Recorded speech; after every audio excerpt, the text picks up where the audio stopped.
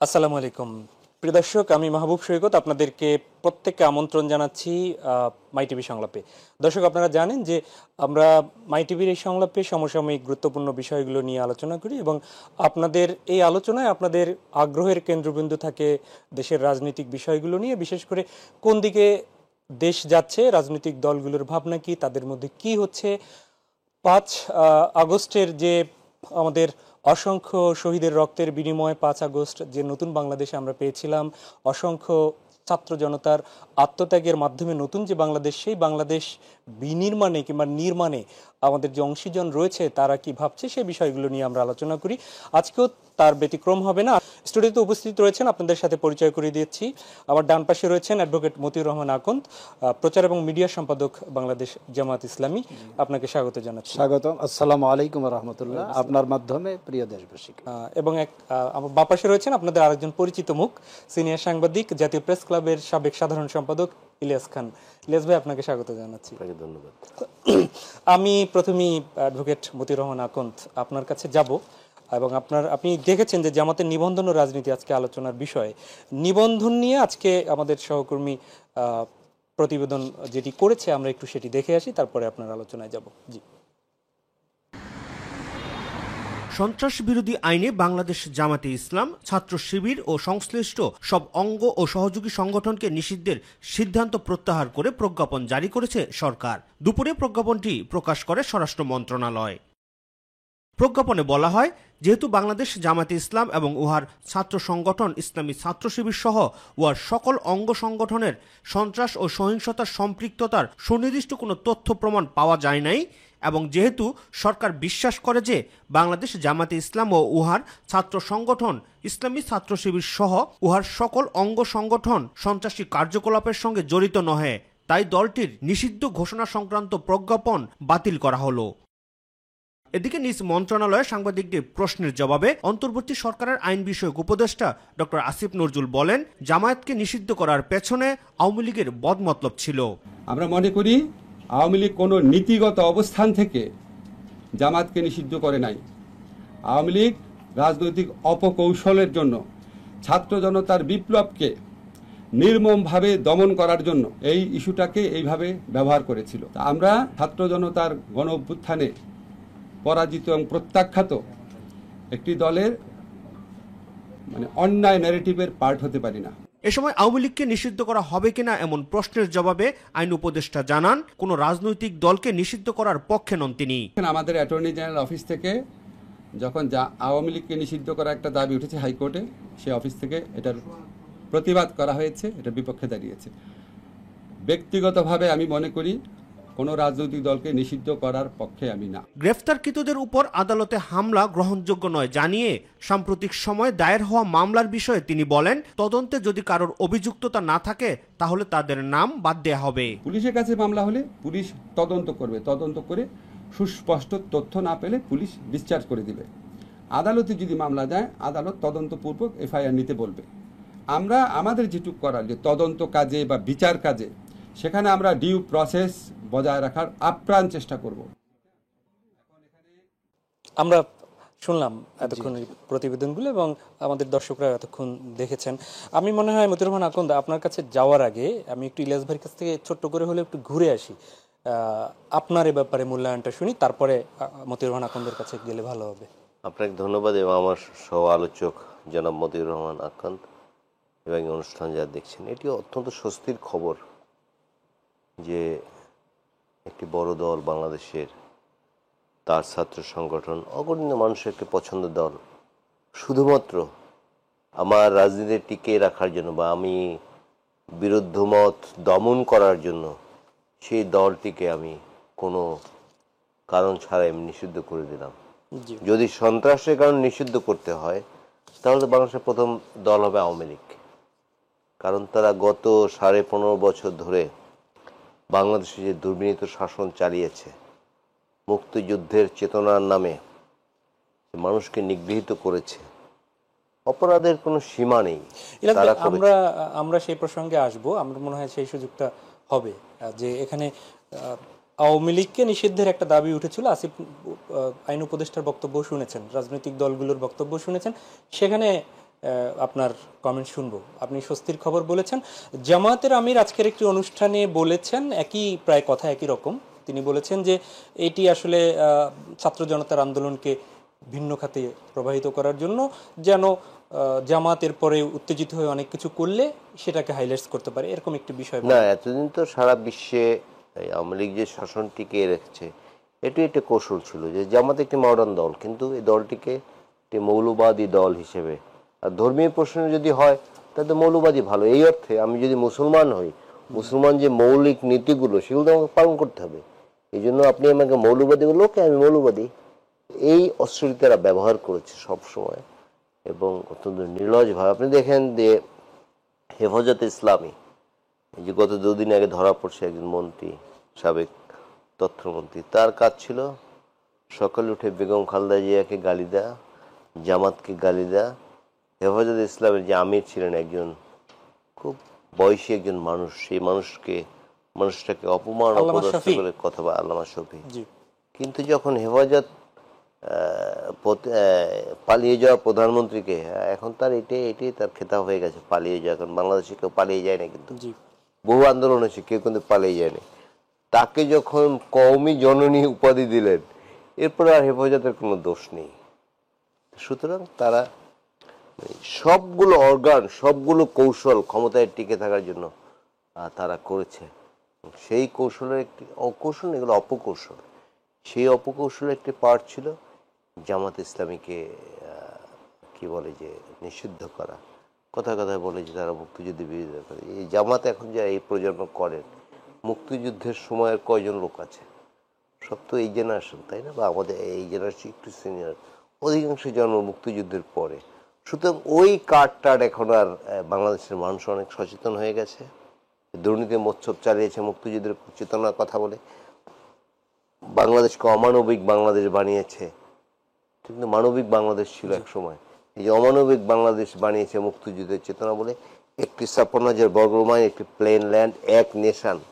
নেশানকে কিভাবে ভাগ করবে, কিভাবে তাদের শাসন টিকিয়ে রাখবে, আর কোনো অস্ত্র না পেয়ে মুক্তিযুদ্ধের পক্ষে আর মুক্তিযুদ্ধের বিপক্ষে শক্তি। জি ইলিয়াস ভাই, আপনার কাছে ফিরবো আমি আলোচনায়। আমি অ্যাডভোকেট মতিউর রহমান আকন্দ, আপনার কাছেই আসি।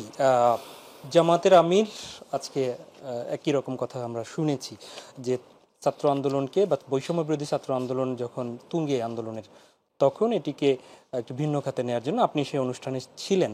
আসলে ঠিক ওই মুহূর্তটাকেই আপনাদের পর্যালোচনায় কি এসছে, ঠিক ওই মুহূর্তটাকেই তৎকালীন সরকার কেন বেছে নিয়েছিল জামাতকে নিষিদ্ধের জন্য?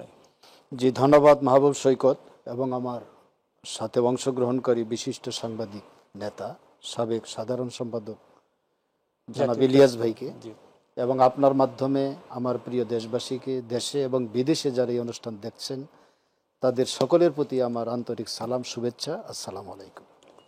আসলে আজকের এই টাইমটা আমার জন্য খুবই একটি ইমোশনাল টাইম। কারণ 83 বছর বয়সের একটি সংগঠন হলো জামাত ইসলামী, একটি আদর্শবাদী সংগঠন এবং সুশৃঙ্খল সংগঠন, আইন অনুগত সংগঠন। বাংলাদেশে যদি আইন মানার কোনো সংগঠন থেকে থাকে তাহলে সেটা জামাত ইসলামী। জামাত ইসলামী আইনের কোনো ভায়োলেশন করে নাই, আজ পর্যন্ত প্রমাণ হয় নাই। এই সরকার 1 আগস্ট একটা অপবাদ দিয়ে যে নিষেধাজ্ঞার নোটিশটি যে প্রজ্ঞাপন জারি করেছিল, সেই প্রজ্ঞাপনটি অন্তর্বর্তীকালীন সরকার আজকে বাতিল ঘোষণা করেছে। আমি আল্লাহর দরবারে শুকরিয়া আদায় করি এবং লক্ষ লক্ষ মানুষের প্রিয় সংগঠন, এই সংগঠনের লাখ লাখ কর্মী আল্লাহর দরবারে শুকরিয়া আদায় করেছে। আমির জামাত ওই প্রোগ্রামে থাকা অবস্থায় উনি বলে দিয়েছেন যে কোনো আনন্দ মিছিলের দরকার নেই, বরং সিজদায় অবনত হয়ে আল্লাহর দরবারে শুকরিয়া আদায় করুন। তো আপনি যে প্রশ্নটি করেছেন, 1 আগস্ট যখন জামাতকে নিষিদ্ধ ঘোষণা করা হয়, কি বক্তব্যটা তারা দিয়েছিলেন? সন্ত্রাস বিরোধী আইনের 18-র এক ধারায় উল্লেখ করে গণমাধ্যমে যে তথ্যগুলো আসছে, সেই তথ্যে ওনারা বললেন যে সরকারের নিকট যথেষ্ট তথ্য প্রমাণ রয়েছে যে বাংলাদেশ জামাত ইসলামী এবং তার সংগঠন ইসলামী ছাত্র শিবির সাম্প্রতিককালের সংগঠিত হত্যাযজ্ঞ, সাম্প্রতিককাল মানে কি 16 তারিখ থেকে শুরু করে জুলাইয়ের 30শে জুলাই পর্যন্ত বাংলাদেশের যে হত্যাকাণ্ড, এই টাইমের হত্যাকাণ্ড কারা ঘটিয়েছে ওনারা এর সাথে জামাতকে জড়িয়েছেন। পৃথিবীর মানুষ সাক্ষী, বাংলাদেশের মানুষ সাক্ষী, অসংখ্য মিডিয়া সাক্ষী, ইলেকট্রনিক মিডিয়া, প্রিন্টস মিডিয়া সাক্ষী যে জামাত ইসলামীর ওই সন্ত্রাস তো দূরের কথা, এই জায়গায় সম্পৃক্ত থেকে উস্কানিমূলক কোনো বক্তব্য জামাত ইসলামী প্রদান করে নাই। সুতরাং সরকারের এটা একটি অপবাদ ছিল। কেন এই অপবাদটি? অপবাদটি ছিল যে more then 2 crore people are involved with Jamaat Islami, there are millions of workers involved with Jamaat Islami. Jamaat যেহেতু একটি সুশৃঙ্খল সংগঠন, সুতরাং তার একটা প্রতিক্রিয়া ব্যক্ত করবে। লক্ষ লক্ষ মানুষ যখন রাস্তায় নেমে আসবে তখন এটা একটা রাজনৈতিক ইস্যু হবে। ফলে গোটা শক্তিটাকে এই জামাতকে দমানোর জন্য ব্যবহার করে ছাত্রদের যে বৈষম্য বিরোধী আন্দোলন, যে আন্দোলনটা সাফল্যের দিকে যাচ্ছে, সেটা সরকার অন্যদিকে নিয়ে যাবে। এই কূটকৌশলটাই সরকার মূলত নিয়েছিল, কিন্তু জামাত বুঝতে পেরেছিল। ফলে জামাত ইসলামী একটি মিছিল, একটি প্রতিক্রিয়াও কোথাও ব্যক্ত করে নেই, স্টেটমেন্টের মাধ্যমে আমরা বলে দিয়েছি। আরো মজার ব্যাপার হলো, দেখেন এটা কত বড় উস্কানিমূলক যে 14 দল তাদের মিটিংয়ে সিদ্ধান্ত নিয়েছে জামাত ইসলামীকে নিষিদ্ধ ঘোষণা করা হইল।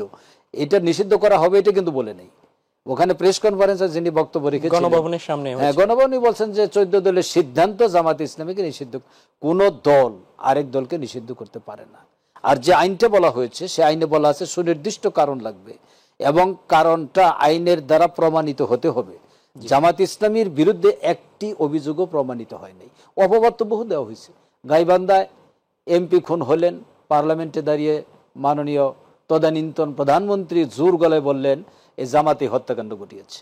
পৃথিবীর যেখানে কিছু হয় জামাত শিবির সেটা ঘটিয়েছে। এই যে অপবাদ, তারই একটা পার্ট ছিল এটা, যা আলহামদুলিল্লাহ যে বর্তমান সরকার স্বৈরাচারের সেই অন্যায় আদেশটিকে তারা এটা বুকে ধারণ করে নাই। কারণ স্বৈরাচারী সরকারের কোনো আদেশকে বহন করার জন্য অন্তর্বর্তীকালীন সরকারকে দায়িত্ব দেওয়া হয়নি। স্বৈরাচার উৎখাত হয়েছে, গণবিপ্লব হয়েছে, ছাত্র জনতার বুকের রক্ত ঝরেছে। সুতরাং স্বৈরাচারের যত আদেশ আছে সবকিছুই বাতিল করতে হবে, তার একটি আজকে বাতিল হলো।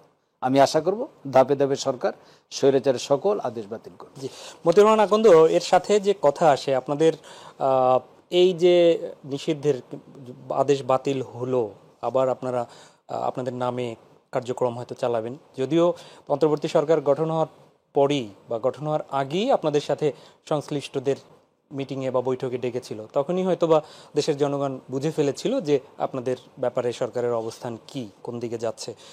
তো আমরা যেটা জানতে চাচ্ছি আমাদের দর্শকরা, যে আপনাদের এই আদেশের ফলে আপনাদের নতুন প্রজন্মের কাছে, আপনাদের অথবা বাংলাদেশের সাধারণ মানুষের কাছে এর মাধ্যমে কি ভাবনার, আপনাদের ব্যাপারে চিন্তা জগতের কোনো পরিবর্তন হবে বলে আপনারা মনে করছেন?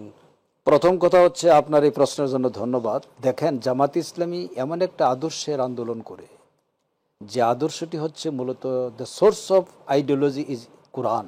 কোরআন থেকে, কোরআনকে উৎস মেনে নিয়েই জামাত তার আদর্শের ভিত্তিতে আন্দোলন করছে। ইসলাম হচ্ছে best ideology in the world.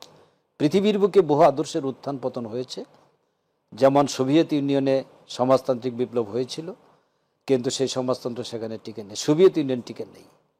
তারপরে পৃথিবীর যত জায়গায়, পূর্ব ইউরোপের 12টি কান্ট্রিতে সমাজতান্ত্রিক বিপ্লব ঘটেছিল, রাষ্ট্র প্রতিষ্ঠিত ছিল, সেগুলি টিকে নেই, কারণ সেই আদর্শের মধ্যেই ত্রুটি ছিল।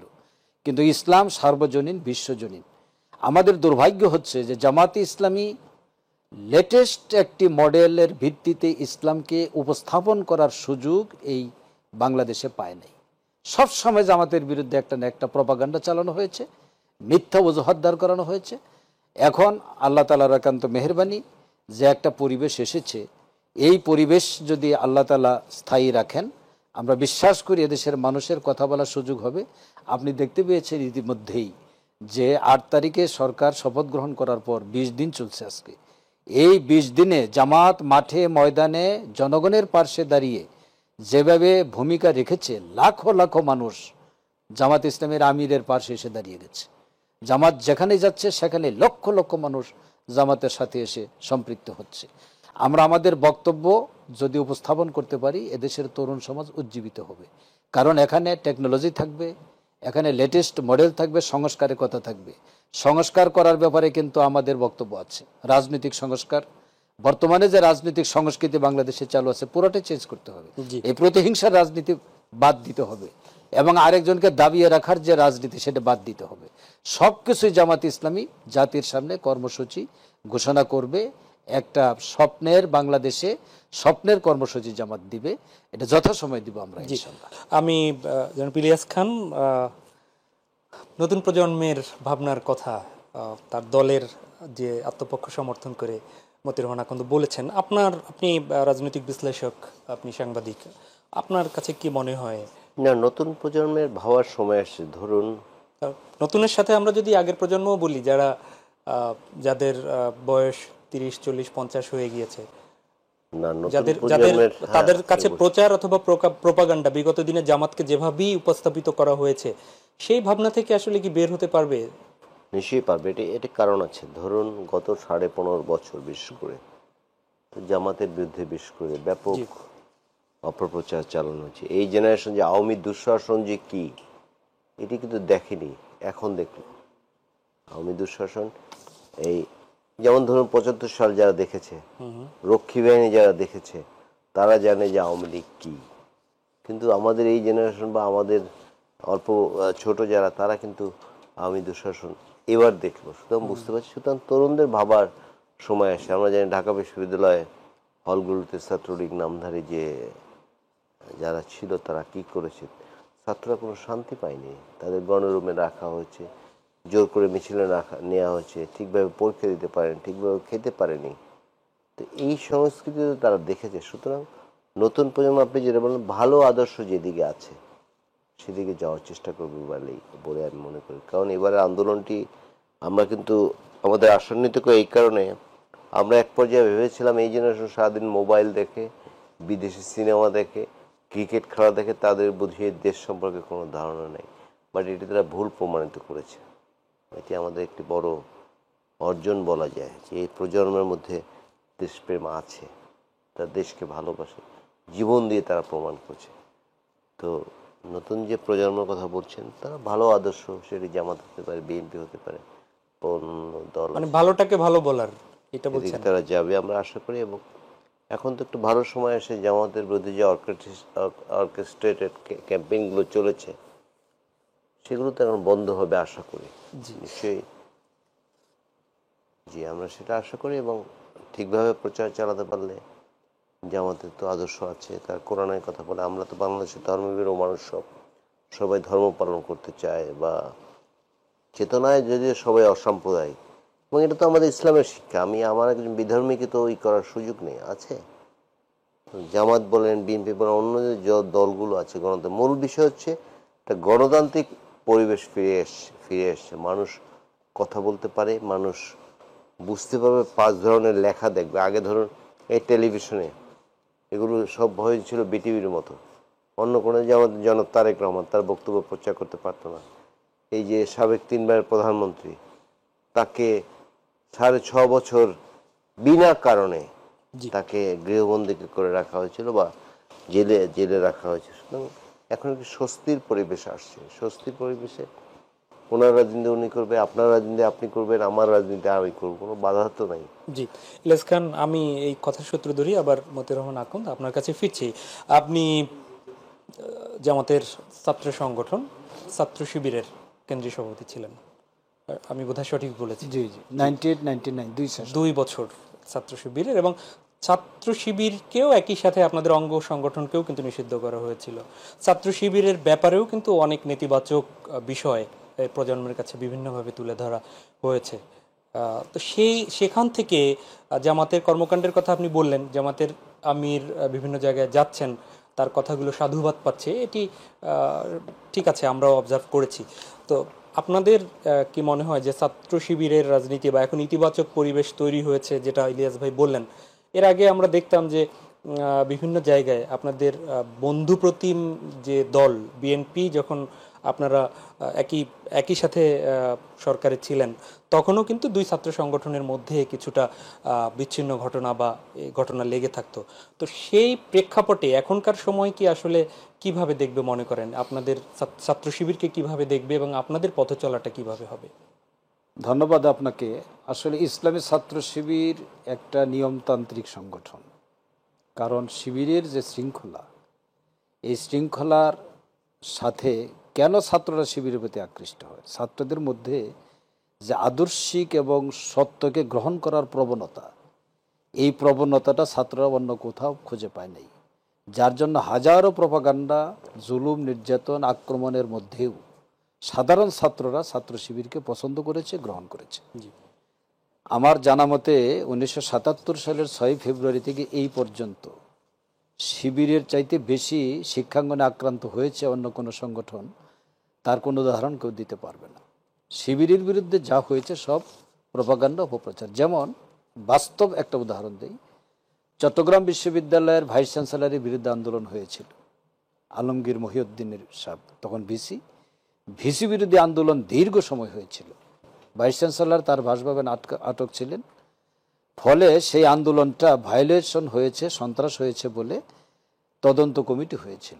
সেই তদন্ত কমিটি রিপোর্ট দিয়েছে যেন ছাত্র শিবির কোনো ভায়োলেশন করে নাই। 1993 সালের 6 ফেব্রুয়ারি রাজশাহী বিশ্ববিদ্যালয়ের স্মরণকালের বৃহৎ ছাত্র সংঘর্ষ হয়েছে। আমি তখন রাজশাহী বিশ্ববিদ্যালয়ের সভাপতি, আমি জোহা হল ছাত্র সংসদের ভিপি ছিলাম। 93-তে 6 ফেব্রুয়ারি একদিনে 5 জন ছাত্রের জীবনের অবসান ঘটেছিল সেই দিন। এর এগেনস্টে একটি বিচার বিভাগীয় তদন্ত কমিটি হয়েছিল। আরেকটি ঘটনা, সেটা 1993 সালের 18 সেপ্টেম্বর। সেই ঘটনায়ও জুডিশিয়ারি ইনকোয়ারি কমিটি হয়েছিল। তাহলে দুটো জুডিশিয়ারি ইনকোয়ারি কমিটি হয়েছিল রাজশাহী বিশ্ববিদ্যালয়ের ঘটনা। দুটো বিচার বিভাগীয় তদন্ত কমিশন। আমি বিশ্বাস করি ওই সময়ের তদন্ত কমিশন বিচারকরা আজকের মতো ছিলেন না, এরা শপথবদ্ধ রাজনীতিবিদ ছিলেন। তারা সত্যি, মানে ওই যে একজন বলছে গুলি খাইয়ে হইলেও বিচার করব, একটা দলের নাম উল্লেখ করে, জামাতের নাম উল্লেখ করে বলছেন, এইরকম বিচারক তারা ছিলেন, আস্থায় নিয়ে যেত। তারা সুপারিশ করেছেন যে ছাত্র শিবির সন্ত্রাসের সাথে সম্পৃক্ত নয়, তারা আক্রান্ত হয়েছে, পরে আত্মরক্ষা করেছে। আত্মরক্ষা করা সবার নৈতিক অধিকার। আপনি জানেন যে 1992 সালে ভয়াবহ সংঘর্ষ রাজশাহী বিশ্ববিদ্যালয়ে আরেকটা হলো। মাওলানা মতিউর রহমান নিজামী শহীদ, তিনি পার্লামেন্টের সংসদীয় দলের নেতা ছিলেন। পার্লামেন্টে ওনাকে মানে থুথু দিয়ে তার জামায় নিক্ষেপ করা হয়েছিল। আজকের যারা গ্রেপ্তার হয়েছেন তারা পার্লামেন্টে ছিলেন। নিজামী সাহেব পার্লামেন্টে দাঁড়িয়ে বলছেন, যদি প্রমাণিত হয় যে ছাত্র শিবির আগে আক্রমণকারী, তাহলে আমি রাজনীতি ছেড়ে দেব। আমি চ্যালেঞ্জ করে গেলাম। আমি বলছি যে শিবির সন্ত্রাসের সাথে জড়িত ছিল না, এটা প্রপাগান্ডা ছিল। আজকে শিবির উন্মুক্ত পরিবেশ পেয়েছে, ছাত্ররা শিবিরের দাওয়াত গ্রহণ করবে। এখন ছাত্র শিবির বাংলাদেশের সর্ববৃহৎ ছাত্র সংগঠন, এটা আরও বড় সংগঠন হবে এবং ছাত্ররা এই শিবিরের পতাকা তলে সমবেতে স্বস্তি পাবে, একটা সমাজ পরিবর্তনে ইতিবাচক ভূমিকা পালন। খুব ছোট্ট করে 1 মিনিটের মধ্যে একটু বলবেন, সেটি হচ্ছে যে বৈষম্যবিরোধী ছাত্র আন্দোলনের পক্ষ থেকে বলা হয়েছে ক্যাম্পাসে ছাত্র রাজনীতি নিষিদ্ধের যে বিষয়, সেটি একদমই ছোট্ট করে এই ব্যাপারে আপনাদের। দেখেন, এটা নিয়ে অনেক বিতর্ক আছে। কারণ বাংলাদেশের রাজনীতিতে অধিকার আদায়ে ছাত্রদের গৌরবোজ্জ্বল ভূমিকা আছে।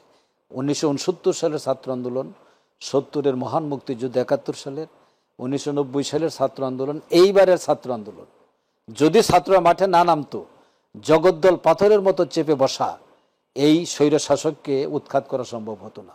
সুতরাং ছাত্ররা জাতির ক্রান্তি লগ্নে জাতির পার্শ্বে দাঁড়িয়েছে।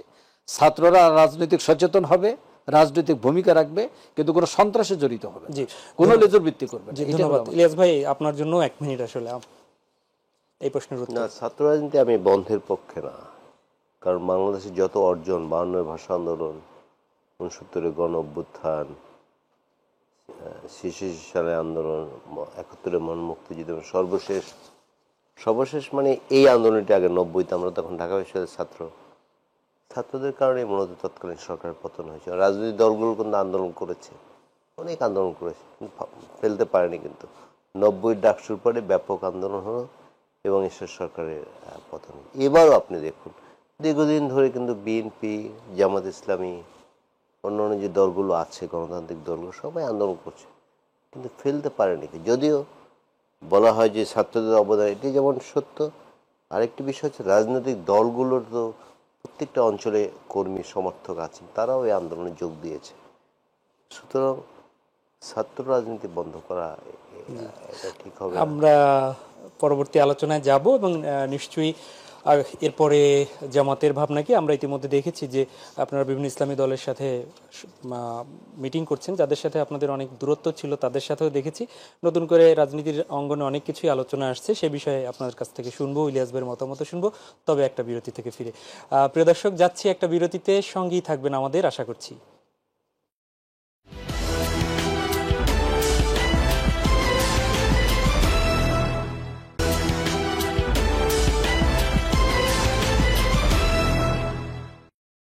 আরো একবার স্বাগত জানাচ্ছি মাই টিভি সংলাপে। দর্শক, আপনারা জানেন যে আমরা আলোচনা করছি আজকের বিষয় জামাতের নিবন্ধন ও রাজনীতি।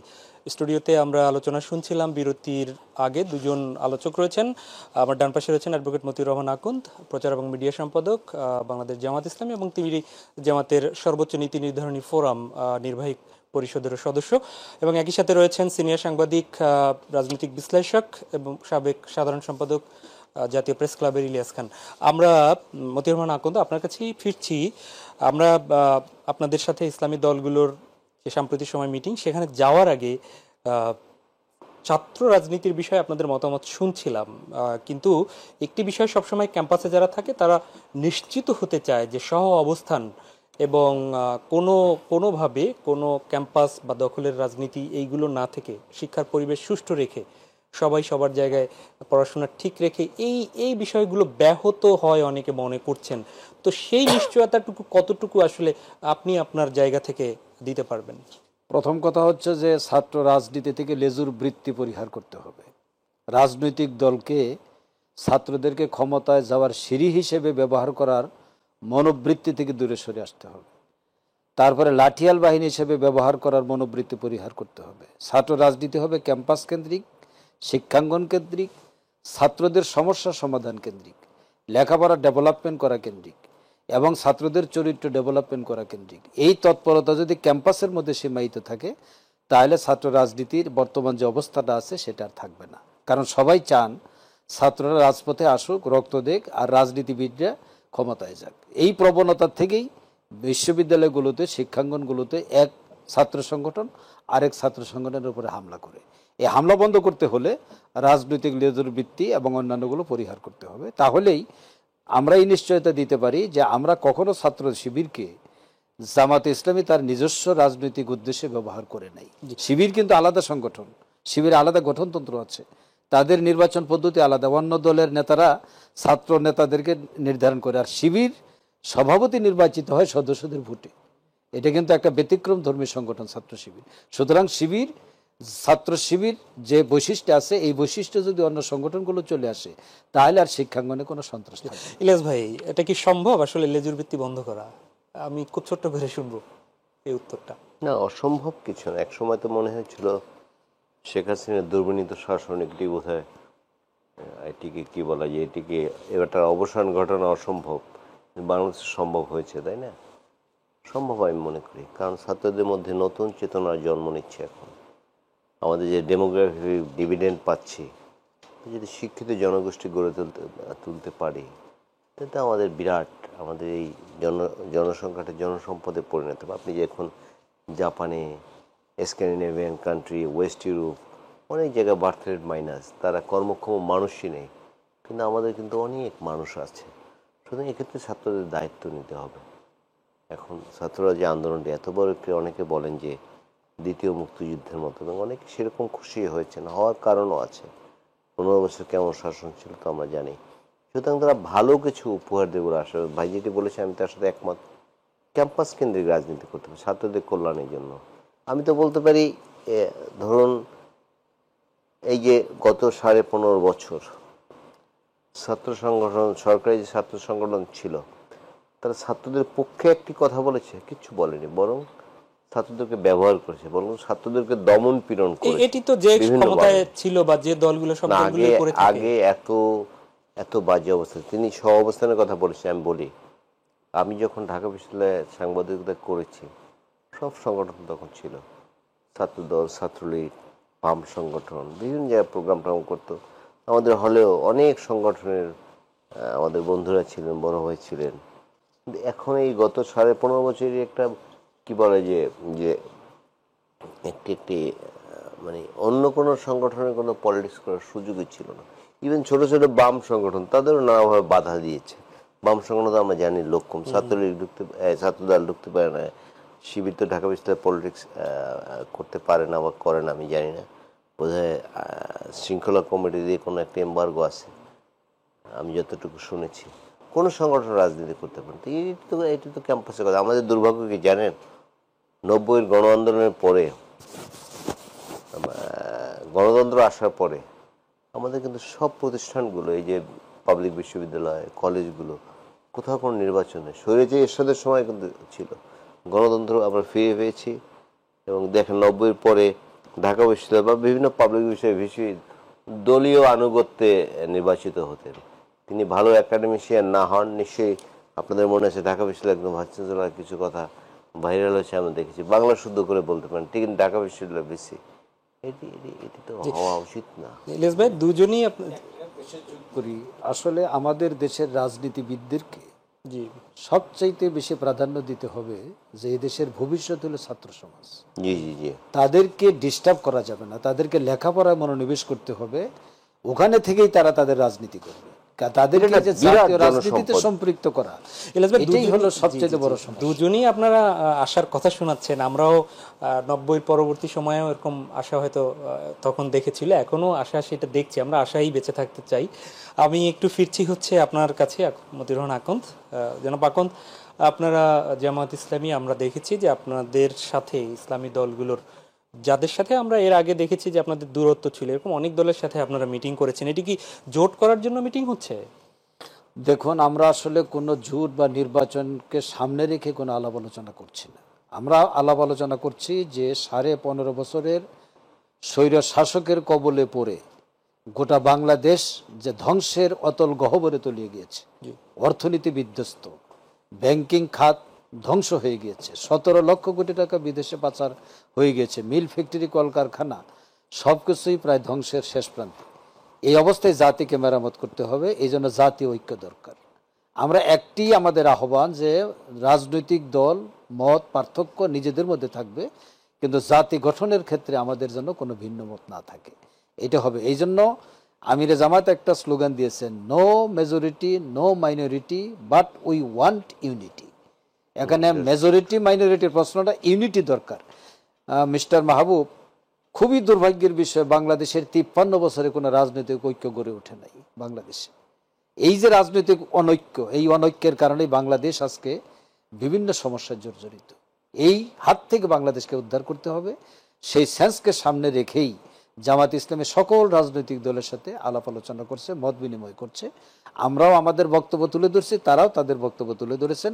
একটা পয়েন্টে সবাই আমরা একমত হচ্ছি যে সর্বোচ্চ অগ্রাধিকার হলো এখানে আইন শৃঙ্খলা পরিস্থিতির ডেভেলপমেন্ট এবং মানুষের জানমালের নিরাপত্তা করা। এই যে প্রশাসনকে দানবীয় শক্তিতে পরিণত করা হয়েছে, এই দানবীয় শক্তি বাংলাদেশে যে ধ্বংসাত্মক কর্মকাণ্ডগুলো করেছে, এর হাত থেকে এই দেশকে উদ্ধার করা, আর যেন ভবিষ্যতে এগুলি না হয়, সবাইকে কনসাস হওয়া, নিজ নিজ অবস্থান থেকে ভূমিকা পালন, এগুলো আপনারা করছেন। তাহলে এই ধারাবাহিকতায় মিটিং এর আপনারা কি অন্য দলগুলোর সাথেও করবেন? সবার সাথে, বিএনপির সাথে আপনাদের কি মিটিং? আমাদের সাথে বিএনপি একটা রাজনৈতিক দল, আমাদের সাথে কথাবার্তা নেতৃত্ব স্থানীয় পর্যায়ে হয়েছে, আরও হবে, এক্সচেঞ্জ অফ ভিউজ হবে। এটা তো আমাদের তাদের উভয়েরই একটি মানে রাজনৈতিক অন্যতম কর্মকাণ্ড।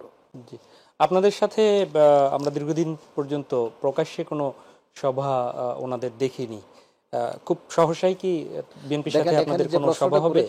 জি, যেটা 4 দলীয় জোট প্রথমে হয়েছিল ওই আমলে, যে সময় শেখ হাসিনা 96 to 2001 এই পাওয়ারে ছিলেন, তখন শেখ হাসিনার যে নেতৃত্বাধীন গভর্নমেন্ট ওই সময় যে সন্ত্রাস করেছিল, তার হাত থেকে জাতিকে উদ্ধার করার জন্য 4 দলীয় জোট গঠিত হয়। পরবর্তীতে এটা এক্সটেন্ড হয়ে 20 দলীয় জোট হয়। এটার উদ্দেশ্য ছিল স্বৈর শাসকের কবল থেকে দেশকে উদ্ধার করা। এখন স্বৈর শাসকের কবল থেকে জাতি মুক্তি লাভ করেছে। সুতরাং বর্তমান রাজনীতিতে ভবিষ্যতে জোট হবে কি হবে না, এটা আলাদা একটা প্রশ্ন, কিন্তু আমাদের মতামত জাতি গঠনের জন্য রাজনৈতিক দলসমূহের কমিউনিকেশন এটা অব্যাহত থাকবে। আর আপনি যেটা বলছেন যে দীর্ঘদিন যাবৎ মিটিং মিছিল সমাবেশ হচ্ছে না, এটা ওই কারণেই হচ্ছে না। এবং আমাদের পক্ষ থেকে যখন প্রয়োজন ছিল, তাদের পক্ষ থেকে যখন প্রয়োজন ছিল, তখন আমরা এক মঞ্চে দাঁড়িয়ে তো বক্তব্য দিয়েছি।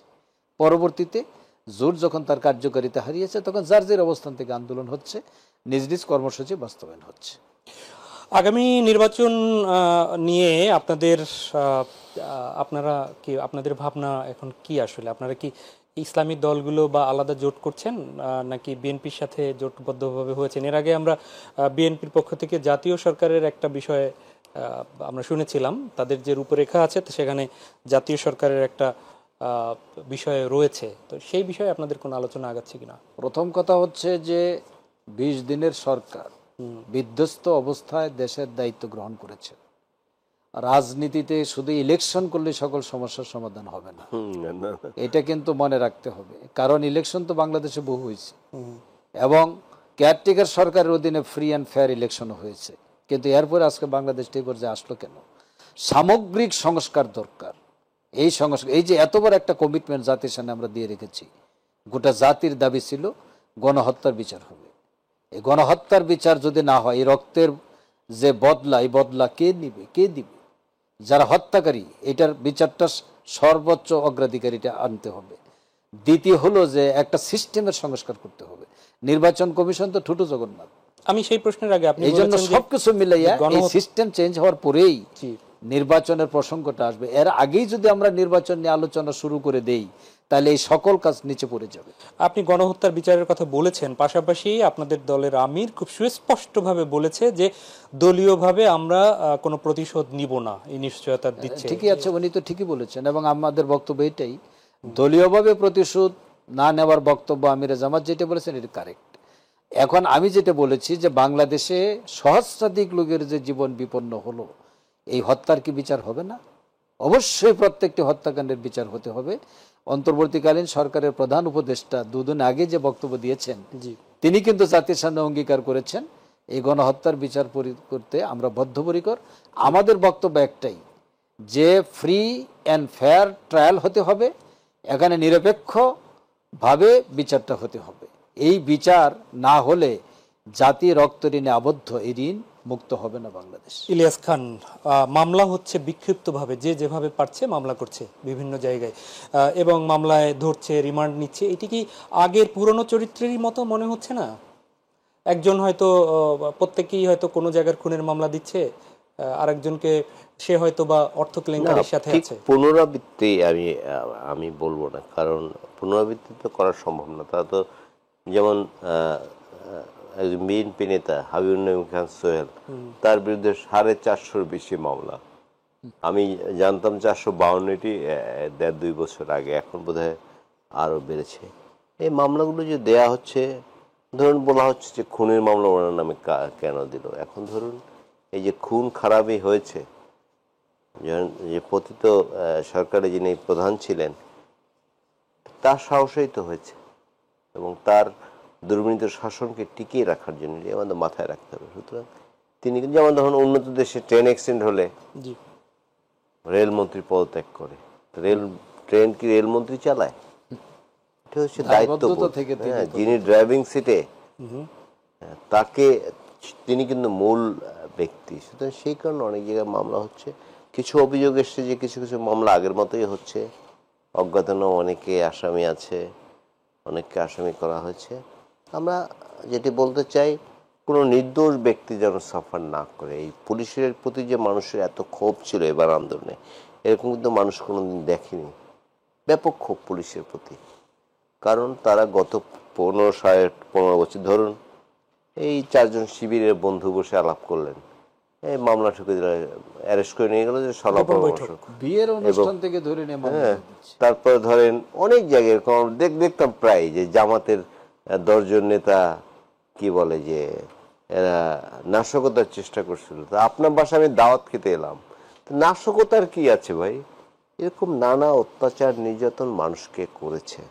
সুতরাং নেক্সট দিনে আমি বলতে চাই যে কথাটি আমি সবসময় বলি, ইতিহাসের সবচেয়ে বড় শিক্ষা হচ্ছে ইতিহাস থেকে আমরা শিক্ষা নেই। 15.5 বছর এই সরকার যা, গত সরকার যা করেছে, আগামী যদি আমরা যারা ক্ষমতায় তারা যদি, তারাও সেরকম সাফার করবে। সুতরাং ওই একই কথা মামলা। ইলিয়াস ভাই, আমি আরেকটা প্রশ্নে যাই আপনাদের কাছে যাওয়ার আগে, সেটি হচ্ছে অন্তর্বর্তী সরকারের কাছে দ্রুত নির্বাচনের দাবি সম্প্রতি শোনা যাচ্ছে। বিএনপি মহাসচিবও করছেন, জামাতের আমির সাহেবও করছেন। বিএনপি মহাসচিব আজকে বলেছেন, কোর্ট আমরা ১/১১-র কথা ভুলে যাইনি, যখনই ওই চেহারাগুলো সামনে আসে তখনই সন্দেহের উদ্রেক হয়। না, যেমন এখন যিনি অন্তর্বর্তীকালীন সরকার প্রধান, রোডম্যাপের কথা তিনি বিএনপি জেনারেল সেক্রেটারি যিনি বললেন যে ভাই নিশ্চয় মনে আছে সংলাপের কথাও বলেছেন, রোডম্যাপের কথা বলেছেন। পরের দিন উনি ভাষণ দিয়েছেন, পরের দিন বা তার পরের দিন উনি বলেছেন যে জনগণ যখন চাইবে। এটা উনি কিভাবে বুঝবেন যে উনি কি রেফারেন্ডাম করবেন যে জনগণ ওনাকে চায় বা না চায়?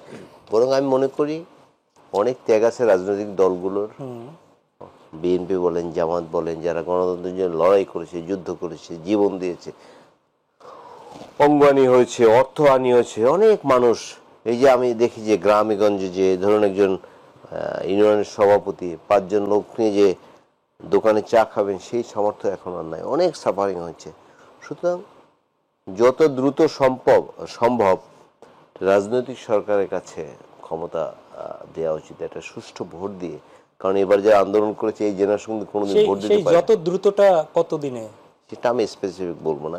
রাষ্ট্র সংস্কারের কথা বলা হচ্ছে, যেমন প্রশাসন বলে, আইন শৃঙ্খলা রক্ষাকারী বাহিনী বলেন, বিচার বিভাগ বলেন, সব জায়গায় লীগ ছিল, মানুষ ছিল না, রাষ্ট্রের কর্মচারী ছিল না।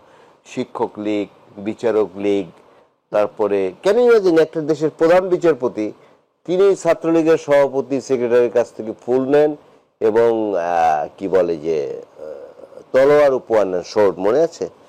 একজন বলেন যে আমি শপথবদ্ধ রাজনীতিবিদ, সব জায়গায় লীগ ছিল। আমি একটা উদাহরণ দিই, এরা কত দুর্বিনীত শাসন চালিয়েছে। বিএনপি যিনি ভারপ্রাপ্ত চেয়ারপারসন জনাব তারেক রহমান, তার একটি মামলায় তাকে একজন বিচারক খালাস দিয়েছিলেন। সেই বিচারককে তৎকালীন যে আইন সচিব ছিল তিনি আমাকে ভিডিও দেখিয়েছেন, মালয়েশিয়া আমার সঙ্গে দেখা হয়েছে। আইন সচিব অস্ত্র নিয়ে গিয়ে, রাজশাহী ইউনিভার্সিটির ছাত্র ওনার, অস্ত্র নিয়ে গিয়ে থ্রেট দিয়েছেন এবং দেশ থেকে বাধ্য করেছেন।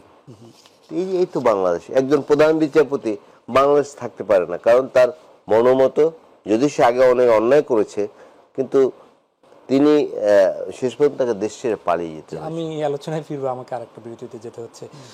নিশ্চয়ই সময়টা নির্বাচনের কি ভাবছেন আপনারা, সেটি আপনার কাছ থেকে শুনবো, তবে বিরতি থেকে ফিরে। প্রিয় দর্শক, থাকুন আমাদের সাথে, ফিরছি আর একটা বিরতি থেকে।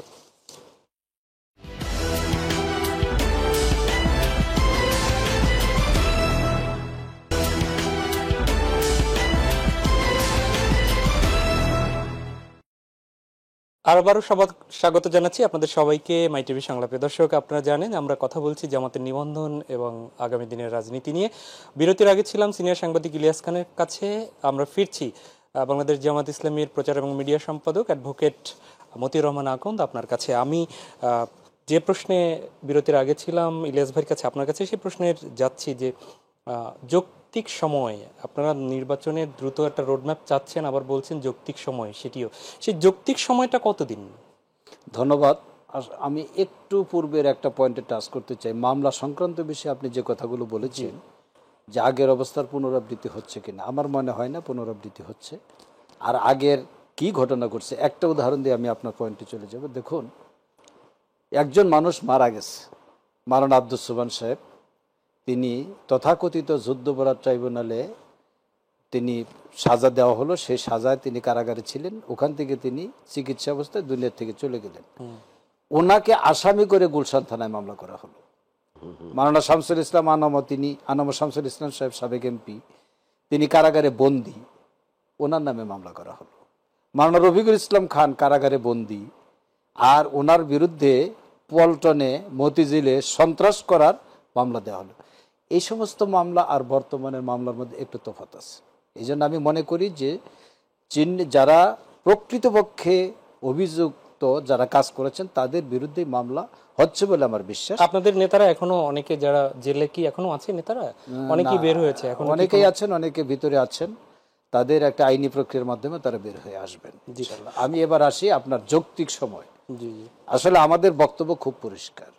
প্রথম হচ্ছে যে নির্বাচনের সিস্টেমটা সংস্কার আনতে হবে এবং সর্বদলীয় সকল দলের মতামতের ভিত্তিতে, জাতীয় ঐক্যমতের ভিত্তিতে এখানে সংস্কার আনা প্রয়োজন। কারণ বারবার খালি আমরা একই পিছনে, পৃথিবীর কোনো দেশে নির্বাচন এরকম তামাশা হয় না, ইভেন আমাদের প্রতিবেশী রাষ্ট্র ভারতেও হয় না। আপনি চিন্তা করেন, মাদার অফ ডেমোক্রেসি ব্রিটেনকে আমরা নাকি ওয়েস্টমিনিস্টার স্টাইলের ডেমোক্রেসি ফলো করার কথা শেখ হাসিনা বলেছিলেন, কি ফলো করেছেন?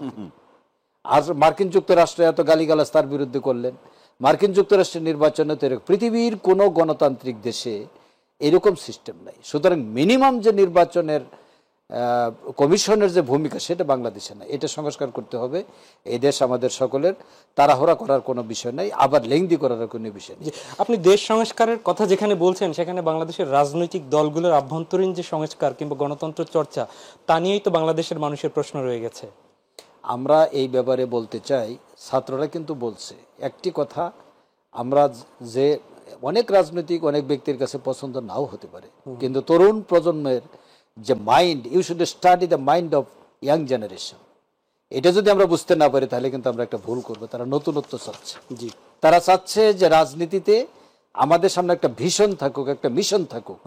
ওল্ড প্যাটার্ন যেটা, রাজনৈতিক দলের সকল বিষয় বজায় রেখেই তারা জাতির সামনে নতুন ফর্মুলা উপস্থাপন করতে পারেন। সেই ফর্মুলাটা আমরা চাচ্ছি যে সকলেই নতুন করে দেশ গড়ার একটা ফর্মুলা দিতে চাই, যেখানে দুর্নীতির কোনো সুযোগই থাকবে না, প্রশাসনের স্বজনপ্রীতি করার কোনো সুযোগ থাকবে না, এবং দলীয় দৃষ্টিকোণ থেকে কেউ কাউকে নিয়োগও দিতে পারবে না। তাহলে দেশটা একটা সিস্টেমে দাঁড়িয়ে যাবে। এইটা আমরা চাচ্ছি। জি ইলিয়াস খান, আপনার কাছে আমি আসবো হচ্ছে বিএনপি মহাসচিবের একটা কথা কোট করছি। আজকেই সংবাদ সম্মেলনে তিনি বলেছেন, সংখ্যালঘু নির্যাতন ও দখল নিয়ে বিএনপিকে লক্ষ্যবস্তু করা, প্রচারণা করা হচ্ছে, বিরাজনীতিকরণের চেষ্টা এটা। এর আগে আপনি দেখেছেন যে বলেছে যে সেই ১/১১-র কথা মনে পড়ে যায় তিনি, এটার সাথে এটা লিঙ্ক আছে। এটা কিভাবে দেখছেন দুটো সংযোগ আছে, বিষয়কে? কারণ ১/১১-র সময় তখনও কিন্তু বিরাজনীতিকরণ একটা চেষ্টা চলেছিল, কিন্তু বাংলাদেশের মানুষ খুব রাজনীতি সচেতন এবং রাজনীতি প্রিয়, তারা রাজনীতি করতে চায়। যেমন নির্বাচন বাংলাদেশের একটা উৎসব। আপনি ওয়েস্টার্ন ওয়ার্ল্ডে গিয়ে কোথাও বুঝবেন না যে এখানে নির্বাচন হচ্ছে, কোনো মিডিয়ায় বোঝা যাবে যে নির্বাচন হচ্ছে। আমি আমেরিকার প্রেসিডেন্ট ইলেকশন কাভার করতে গিয়েছিলাম, সেন্টারে গেছি, কোনো মানুষ নাই, পোস্টার নাই, চা বিড়ি খাওয়ার দোকান নাই। এই চেষ্টাটা করছে কে? উনি একটি ইন্ডিকেটিং বক্তব্য দিয়েছেন, চেষ্টা করছে, নানা অপশক্তি তো তৎপর আছে। যেমন ধরুন, এই যে কোনো বিপ্লব হলে একটা প্রতি বিপ্লবের আশঙ্কা কিন্তু থাকে। এই যে কয়েকদিন আগে এরা আনসার না, এদের কি বলে যে আউটসোর্সিং আনসার না, আমি জানি না, ভুলে গেছি। এরা কিন্তু সরকারি আনসার না, না এটা অধিভুক্ত বলে। হ্যাঁ, ৪২,০০০ আনসার, এবং তারা একটি বিশেষ জেলার ম্যাক্সিমাম, এবং তার আশেপাশের জেলা, বিশেষ জেলা মানে গোপালগঞ্জের। হ্যাঁ, এবং সব কিন্তু তাগড়া তরুণ। হঠাৎ করে, এতদিন তাদের কোনো দাবি দেওয়া ছিল না, এই সরকারের বয়স তখন ছিল বোধহয় ১৬ দিন বা ১৫ দিন, হঠাৎ তাদের সকল দাবি দেওয়া পূরণ করতে আসলো, এবং তারা দুজন উপদেষ্টা তাদেরকে ঘেরাও করে রেখেছে, এবং সেখানে কিন্তু কিছু গোলাগুলির ঘটনা ঘটছে। তারা নিরস্ত্র ছিল, কিন্তু গুলি কোত্থেকে আসলো এটি কিন্তু তদন্ত করার বিষয় আছে। এবং এই যে উপদেষ্টাদের যদি তারা কোনো অনিষ্ট করতেন, তাহলে দেশের অবস্থা কি হতো আমি জানি না। আমি আরেকটা কথা কি কোট করব, রাজনৈতিক দলগুলোর মধ্যে দ্রুত আলোচনা না হলে ভুল বোঝাবুঝি তৈরি হবে, এটিও বলেছেন। এবং বিপ্লবকে ব্যাহত করার চক্রান্ত হচ্ছে, এটিও বলেছেন বিএনপি মহাসচিব। বিপ্লবকে তো নানাভাবে ব্যাহত করার চেষ্টা হচ্ছে। উনি সুপ্রিম কোর্টে আছেন, এই যে বিদায়ী চিফ জাস্টিস, তিনি সব বিচারকদের ডেকে একটি ফুল কোর্ট বলে, হঠাৎ করে এইগুলো তো বিদায় হয়েছে ইলিয়াস ভাই, এই মুহূর্তে এই যে অব্যাহতভাবে গত ২-৩ দিন, এখন ধরুন একটা ইন্ডিয়া সব বিভিন্ন জায়গায় ব্যাপক প্রচার চলছে বাংলাদেশের সংখ্যালঘু নির্যাতন। বাংলাদেশের নাম্বার 1 কোনো সংখ্যালঘু নেই। জি, আমি মুসলমান, আরেকজন হিন্দু, আরেকজন খ্রিস্টান, কোনো সংখ্যালঘুর বিষয় কিন্তু এখানে না। এবং রাজনৈতিক বিষয়কে যদি আমি ধর্মীয় বিষয় হিসেবে করি, যেমন ধরুন আমি 15 বছর ধরে নির্যাতিত হয়েছি আপনার দ্বারা, আপনি একটু অন্য ধর্মের মানুষ, আমি আরেকটি ধর্মের, তখন যদি আপনাকে আমি কোনো কিছু করতে যাই ক্ষোভ থেকে, তাহলে এটা তো রাজনৈতিক বিষয়, এটা তো ধর্মীয় বিষয় না। কিন্তু আমাদের এখানে সব সময় কারাটা দেওয়া হয় যে সংখ্যালঘুদের বা ভিন্ন ধর্মীদের নির্যাতন করা হচ্ছে, বিষয়টা কিন্তু সেরকম না। এবং এটি কিন্তু প্রচার করা হয় না যে এই যে জামাত ইসলামের অনেক শিবিরের অনেক ছেলেরা মন্দির পাহারা দিয়েছে যাতে মন্দিরে কেউ হামলা করতে না পারে। একটা স্বার্থান্বেষী গোষ্ঠী তো আছে, তারা বাংলাদেশকে সবসময় অস্থিতিশীল রাখতে চায়। অস্থির রাখতে বলে তারা নানা ধরনের সুযোগ সুবিধা আদায় করতে পারবে। সুতরাং সেই শক্তিও তো সক্রিয় এখনো আছে। আমি স্টুডিওতে সব বলতে চাই না। আমি সুনির্দিষ্টভাবে 1 মিনিটে জানতে চাই, রাজনৈতিক দলগুলোর মধ্যে অন্তর্বর্তী সরকারের উদ্দেশ্য করে বিএনপি মহাসচিব বলেছে রাজনৈতিক দলগুলোর মধ্যে দ্রুত আলোচনা না হলে ভুল বোঝাবুঝি তৈরি হবে। বলেছে যে অন্তর্বর্তী সরকারকে তারা সাপোর্ট করে যাবে, জামাতও বলেছেন সাপোর্ট করে যাবে, কিন্তু ভুল বোঝাবুঝির এই বিষয়গুলো মানে এই যেমন বিভিন্ন জায়গায় নানা ধরনের অনিষ্ট ঘটনা ঘটছে, সেখানে একদল আরেক দলের বিরুদ্ধে দোষ দিতে পারে, একদল একটা করলে আরেক দল বলতে পারে আমরা আমার মনে হয় তিনি এগুলোই মেনে করেছেন। যেমন একদল মনে করছে যে বিএনপি মহাসচিব মনে করছে বা আমরাও মনে করছি যে দ্রুত নির্বাচন দেওয়া উচিত, হয়তো তিনি ধারণা করতে পারেন জামাত বোধহয় এটি চায় না। সুতরাং এগুলো ভুল বুঝাবুঝির সুযোগ আছে। সুতরাং বসে যদি সবাই কথা বলে, কারণ গণতন্ত্র উদ্ধারে কিন্তু সবগুলো দলই কিছু উচ্ছিষ্ট ভোগী ছাড়া, যদিও তা সাম্প্রতিক জাতীয় পার্টি দেখছি সুশীল হয়ে গেছে, এই 15 বছরের দুর্বিনীত শাসন এটি কিন্তু বড় অংশীদার জাতীয় পার্টি, তারা কিন্তু এটি টিকিয়ে রাখতে অনেক কাজ করেছে, কিন্তু এখন থেকে জাতীয় পার্টি সুশীল হয়ে গেছে। সুতরাং এদেরও বিচার আওতায় আনতে হবে। এই যে আর কি সংসদে তথাকথিত 5টি দল ছিল, আওয়ামী লীগ বাদে 4টি দল, তো এদের তো বিচার হওয়া উচিত। এবং আমি মতিউর রহমান আকন্দ আপনার কাছেও ফিরছি, আপনি কি এই যে ভুল বোঝাবুঝি তৈরি হতে পারে এই বিষয়ে কোনো কিছু মন্তব্য করবেন? প্রথম কথা হচ্ছে যে ভুল বোঝাবুঝি কেন তৈরি হইতে পারে এটার ব্যাখ্যা তো যিনি বলছেন তিনি দিতে পারবেন। ওইটার ব্যাখ্যা যদি আমি দেই আরেকটা ভুল বোঝাবুঝির সৃষ্টি হতে পারে, এই জন্য আমি ওইটা বলবো না। কারণ ভুল বোঝাবুঝির ব্যাখ্যা একটা সেন্স থেকে তিনি বলেছেন, তিনি এটা জানেন, অ্যান্ড হি শুড এক্সপ্লেইন। আমি যেটা বলছি যে বাংলাদেশের রাজনীতি 18 কোটি মানুষকে নিয়ে, মানুষ কি চায় এটা কিন্তু রাজনীতিবিদদের মন আগে স্টাডি করতে হবে, কারণ people's will is the supreme law. বাংলাদেশের মানুষ কি চাচ্ছে আপনি রিসার্চ করেন, গবেষণা করেন, মানুষের কাছে যান, মানুষ কোন সময় কেন কিভাবে ইলেকশনটা চাচ্ছে এটা চাবো। আমি বলবো যে নির্বাচন অবশ্যই দ্রুততম সময়ের মধ্যে হতে হবে, তবে তার আগে কাজগুলো সেরে নিতে হবে। দেখেন প্রশাসনের জগদ্দল পথের মতো যারা বসে আছেন তাদেরকে যদি আপনি সরাইতে না পারেন, এরাই তো আগামী নির্বাচনে নেতৃত্ব দিবে, কি লাভ হবে? পুলিশের কিছু চেঞ্জ হয়েছে, কিন্তু থানার ওসি লেভেল পর্যন্ত এখনো চেঞ্জ হয়নি, তারাই এখনো আছে। এরপরে টিএনও পর্যায়ে ইউএনও পর্যায়ে সকল কিছু তারাই রয়ে গেছে। জুডিশিয়ারিতে 5 জনের রিজাইন তারা করেছেন, নতুন 5 জন হয়ে আপিলেট ডিভিশন ফর্ম হয়েছে। কিন্তু এই জুডিশিয়ারি দিয়ে তো বাংলাদেশকে এই পর্যায়ে নিয়ে আসছেন ওনারা। কি জুডিশিয়ারি আমাদের, আমি একটু অল্প সময়ের মধ্যে বলতে চাই যেহেতু আমাকে সুযোগ দেওয়া হয়েছে। দেখেন আলী হাসান মোহাম্মদ মুজাহিদ 6টি অভিযোগে তার মৃত্যুদণ্ড ট্রাইব্যুনাল দিল, 2টো অভিযোগে তার মৃত্যুদণ্ড হলো জয়েন্টলি। 2টার একটা কি যে বুদ্ধিজীবী হত্যার মামলায় তিনি ষড়যন্ত্র করেছেন, আর তিনি একজন সিরাজউদ্দিনকে হত্যা করেছেন, সাংবাদিক। সিরাজউদ্দিন হত্যা মামলা হত্যা 1973 সালে বিচার হয়ে গেছে, তার ছেলে বাদী ছিল। আপিল বিভাগে যখন আমরা কাগজ সাবমিট করলাম, আপিল বিভাগ এটা গ্রহণ করলো, সিরাজউদ্দিন হত্যার মামলা থেকে মুজাহিদ সাহেবকে খালাস দিয়ে দিল। খুবই ইন্টারেস্টিং ব্যাপার। এরপরে করলো কি, এখন বুদ্ধিজীবী হত্যার ষড়যন্ত্রের জন্য অন্যদের 10 বছর 20 বছর কারাদণ্ড হয়েছে। ধরে নিলাম এই প্রহসনের ট্রাইব্যুনাল ওইটাও যদি রাখে তাহলে মুজাহিদ সাহেবের 10 বছর 20 বছর কারাদণ্ড হইতে পারে, মৃত্যুদণ্ড তো হইতে পারে না। এই ট্রাইব্যুনাল সেটাও করেছে। এই বিচার বিভাগকে ধ্বংস করে দিয়ে এই স্বৈর শাসক তার গদি পাকাভুক্ত করেছে। সব কিছুই চেঞ্জ করতে হবে, তা নাহলে কোনো সুফল এই জনগণ খুবই দ্রুত সময়ের মধ্যে এগুলি করতে হবে। আপনি সেই সুফল হওয়ার পরে নিশ্চয়ই কমিশন সব সংস্কার করে যে নির্বাচন হবে, সেই নির্বাচনে এটা অনন্তকালের জন্য না, এটা অত্যন্ত অল্প সময়ের মধ্যে হইতে পারে।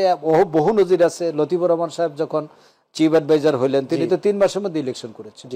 কিন্তু সেই নির্বাচনে আপনারা যেভাবেই আপনারা নির্বাচনে যান না কেন, সেই নির্বাচনে আপনাদেরকে কি বাংলাদেশের জনগণ কতটুকু সাপোর্ট দিবে মনে করছেন? আপনাদের ভালো কাজগুলো না হয় বাহবা হচ্ছে, আপনাদের ব্যাপারে মহিলাদের কিছুটা ভাবনা আছে, কি হতে পারে? আমাদের পার্শ্ববর্তী দেশগুলো এই যে ইসলামিক দলগুলো রাষ্ট্র ক্ষমতায় রয়েছে, এর নজির কি খুব বেশি আছে? তারা আপনাদেরকে কিভাবে আসলে মূল্যায়ন করবে? সবকিছুই পরিবর্তন হয়েছে, মানুষের মন পরিবর্তন হয়েছে, মিডিয়ার মাধ্যমে মানুষ দেখছে কে কি ভূমিকা রাখছেন, সবকিছু দেখেই মানুষ মূল্যায়ন করবে। এবং আমি মনে করি যে 78-এর সেই দুর্দিনেও Jamaat Islami in the name of under the banner of Islamic Democratic League, সেখানে 6টি আসন পেয়েছিল, 86-এ পেয়েছিল 10টি, 91-এ 18টি, 1996-এও পার্লামেন্টে প্রতিনিধিত্ব ছিল, 2001-এ 17, 2008-এও আমরা 0 হয়নি, 2% ছিল, পরেগুলিতে ইলেকশনে হয়নি। সুতরাং সংসদে প্রতিনিধিত্বকারী একটি দল জামাত যে রোলটা রেখেছে পার্লামেন্টে, এটা মানুষকে দৃষ্টি আকর্ষণ করেছে। সাইদি সাহেবের পার্লামেন্টের বক্তব্য মানুষের ঘরে ঘরে বাজতেছে। কাজে এখন মিডিয়ার কারণে, সোশ্যাল মিডিয়ার কারণে জামাতের বক্তব্যটা মানুষের কাছে যাচ্ছে। আমি মনে করি যে জামাতকে মানুষ ভালোভাবে মূল্যায়ন করবে এবং নির্বাচনে জামাত ভালো করবে। ইলিয়াস খান, আপনার কাছে ফিরে খুব বেশি সময় দিতে পারবো না, আসলে আমরা শেষ দিকে পৌঁছেছি। তা হচ্ছে যে ইতিমধ্যেই আপনি দেখেছেন যে অনেক অর্থনৈতিকভাবে বেশ কিছু কঠোর পদক্ষেপ গভর্নর বা নেওয়া হয়েছে সরকারের পক্ষ থেকে। তো সেই জায়গার আলোকে ইতিমধ্যেই মানুষের মধ্যে এর আগে একটা কিন্তু ক্ষোভ ছিল দ্রব্যমূল্য নিয়ে, মানুষের মাঝে ক্ষোভ ছিল ন্যায় বিচার প্রতিষ্ঠা নিয়ে, মানুষের মধ্যে এই যে সুবিচারের যে আশা ছিল, সেই বর্তমান প্রেক্ষাপটে অন্তর্বর্তী সরকার বা পরবর্তী যারা ক্ষমতায় আসবেন তাদের কাছে আকাশচুম্বী মানুষের চাহিদা। তো সেই চাহিদা পূরণে বর্তমান এখনকার সরকার, পরবর্তী যারা আসবেন তাদের কাছে আসলে তাদের জন্য আপনার বলা কি? না, সুশাসন যদি প্রতিষ্ঠা করতে পারে তাহলে এগুলো সব ঠিক হয়ে যাবে। বাট আমার তো সমস্যার অন্ত নেই বাংলাদেশে। যেমন ধরুন, এই রাজশাহীর 10 টাকা দামের একটি পণ্য ঢাকায় এসে 80 টাকা 90 টাকা হয়ে যায়। এসব চেইনগুলো ভাঙতে হবে আসলে। এই যেমন এই যে আমি একটা উদাহরণ দিই, যে মিরপুরে 10 নম্বরে মেট্রো রেল ভেঙেছে, বলা হয় যে জ্বালিয়ে দিয়েছে। এটি কারা করেছে জানেন? যে মেট্রো রেল চালুর পরে যে আওয়ামী লীগের যে পরিবহন ব্যবসায়ীরা ছিল তাদের বিজনেসটা ওখানে বন্ধ হয়ে গেছে। বন্ধ হয়ে যাওয়ার কারণে তারা মেট্রো রেলটি জ্বালিয়ে দিয়েছে। দেখুন, ছাত্রদের সবচেয়ে কাছের মেট্রো স্টেশন হচ্ছে ঢাকা বিশ্ববিদ্যালয়। ইচ্ছে করলে টিএসসি এসে ভেঙে দিল, ভাঙে না কিন্তু, ভাঙছে। তারপরে ধরুন শাহবাগ, তারা কিন্তু ভাঙে না। শাহবাগ তো আন্দোলনের প্রাণ কেন্দ্রই ছিল শাহবাগ, তারা কিন্তু ভাঙে নেয়। কিন্তু ভাঙছে কোথায়? দেখুন, মিরপুর এবং কাজীপাড়া বোধহয়। এবং এটি নিয়েও একটি লাভের চিন্তা করেছিল যে 350 কোটি লাগবে বা 1 বছর লাগবে। কিন্তু মেট্রো রেল কিন্তু চালু হয়ে গেছে 20-25 দিনের মাথায়, 15 দিনের মাথায়। এবং বলেছে যে দুটি স্টেশন ক্ষতিগ্রস্ত হয়েছে। ভাই লন্ডন ছিলেন, জানেন, আমি লন্ডনে অনেক মেট্রো রেলে চলেছি। ভেন্ডিং মেশিন যেটাতে টিকিট কিনে, মূলত এগুলো ক্ষতিগ্রস্ত হয়েছে, খুব বেশি কিছু না। যাই হোক, ধরেছে যে 50 কোটি টাকা লাগবে। তো এইভাবে তো নানা দুর্নীতি করেছে। আমাদের স্বস্তির বিষয় হচ্ছে আমাদের যিনি এখন প্রধান উপদেষ্টা, ওনাকে সারা বিশ্বব্যাপী ওনার পরিচিত রয়েছে। বাংলাদেশে কিন্তু পরিচিত নয়। ওয়েস্টার্ন ওয়ার্ল্ডের ধরুন আমেরিকার 95% লোক জানে না বাংলাদেশ কি।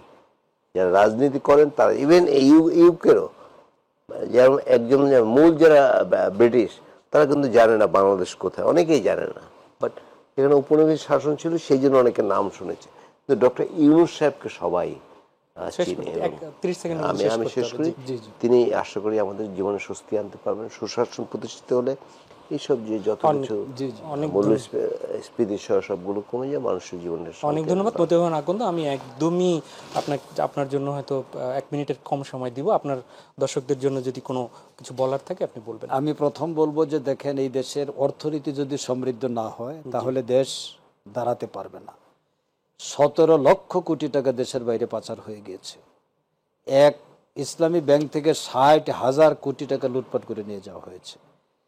যত টাকা দেশের বাইরে যারা নিয়েছেন সকল কিছুর রেকর্ড বাংলাদেশে আছে। প্রধান উপদেষ্টা ইতিমধ্যে ইউকে এবং সুইজারল্যান্ডের রাষ্ট্রদূতের সাথে কথা বলেছেন, টাকা ফেরত আনার ব্যাপারে সহযোগিতা চেয়েছেন।